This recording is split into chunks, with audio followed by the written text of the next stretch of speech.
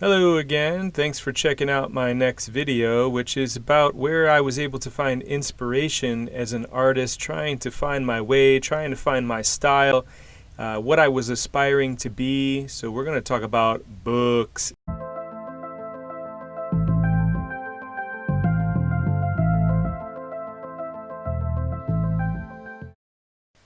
Hey, welcome back. Thanks for joining me again. Today I'm doing something a little bit different, and I'm looking through some of my collection of art books. And I want to do a series of videos where I cover, things that I look to for inspiration, things that I look to for education. I had a former student of mine contact me and ask me if I had any recommendations about things that they could use to get some help with anatomy and learning anatomy. So this particular thing that we're looking at here, before the internet, I used to take scraps from magazines and comic books and various places where I found artwork that inspired me, and I would collect them in these photo albums.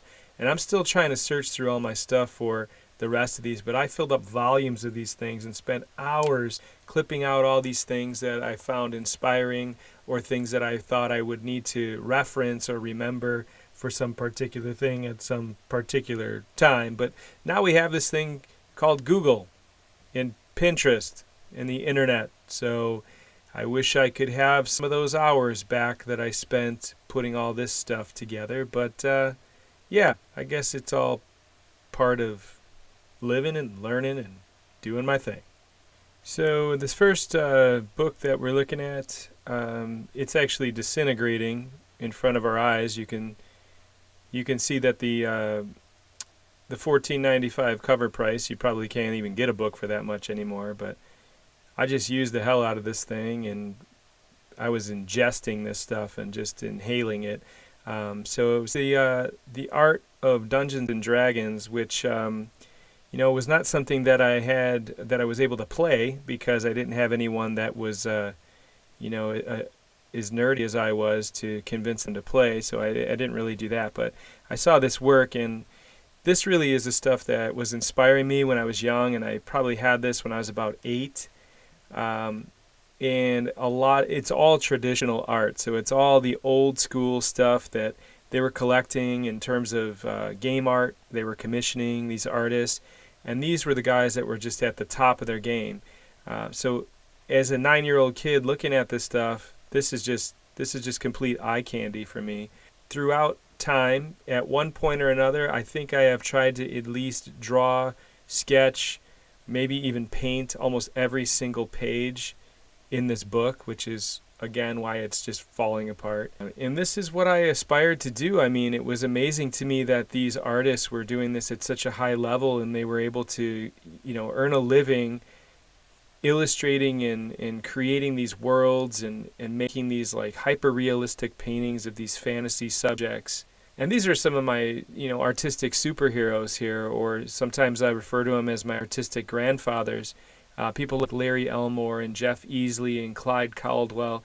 These were the people that I, as a kid, I was like, someday I'm going to be one of these guys. And, how do I get into this culture? How am I going to break into this industry? Because if this is a thing, like, this is what I was meant to do. So when you're looking for books that you want, I would say you should probably start in this category, and that is finding inspiration, right? The things that you aspire to do, the things that are just like, the stuff where you just can't get enough of. You want to absorb it.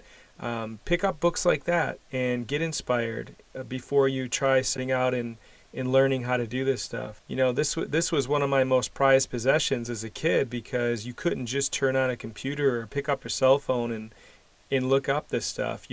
You had to find this stuff in books. And a lot of these, like looking through them, just flipping through these pages, it feels like an old friend that you haven't seen in a long time, but then you see them and you pick up right where you left off. Like these things are ingrained in my memory. For the next book here, I was just picking up where I left off, really.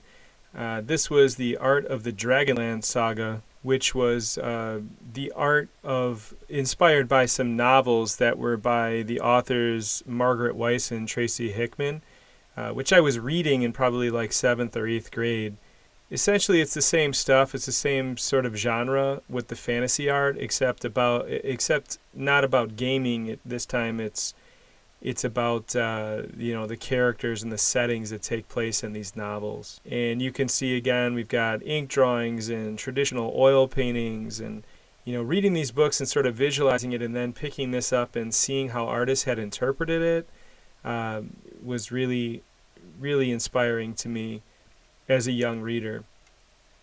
So when I had this one, I think I was around 11 or 12 years old, maybe 13 when I picked this up. On my way into high school, these were the books that I wanted to read, not the books that they were asking us to read in school. Nowadays, I think it's a little bit different. Kids have a little bit more of a choice in terms of what they're reading. I know for a fact this one particular piece right there, I must have drawn that 3 or 4 times. So I was looking at this book, and really through into high school, I was really inspired by this, and I was really trying to practice and train. Yeah, this one has a lot of those classic artists that I already was familiar with their work, and this is what you want to do. You want to be looking at the stuff that is done by the people that are at the top of their game. Like, where do you want to be? I won't forget any of these images. I mean, these are things I'll never forget. At one point in high school, I remember that I brought the book to my high school art class, and I had it in a locker, and it was stolen out of the locker. I was so pissed. And it probably was a couple years until I found it and picked up another copy, which is the one that you're looking at right now. So we're moving a little bit further down the road here. This is like 1995. So this is after I graduate from high school and I'm in college, and I'm kind of walking around and find this reprint of that old book, and I think, oh, that's a layup. I need to add that. I'm all over this one.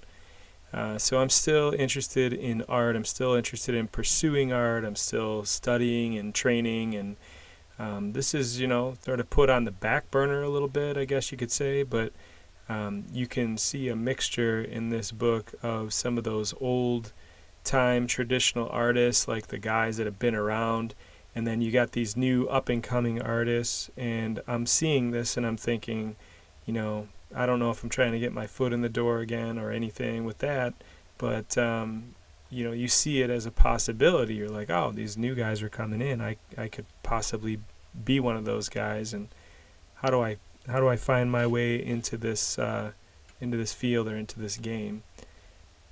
So all the way through college, all the way through high school into college, and I'm looking at this stuff, and I'm still just as inspired.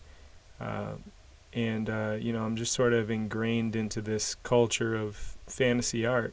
So I think that is probably a good place to stop this one, and I'm going to continue this again, the discussion about inspirational books, in my next videos. Thanks for watching.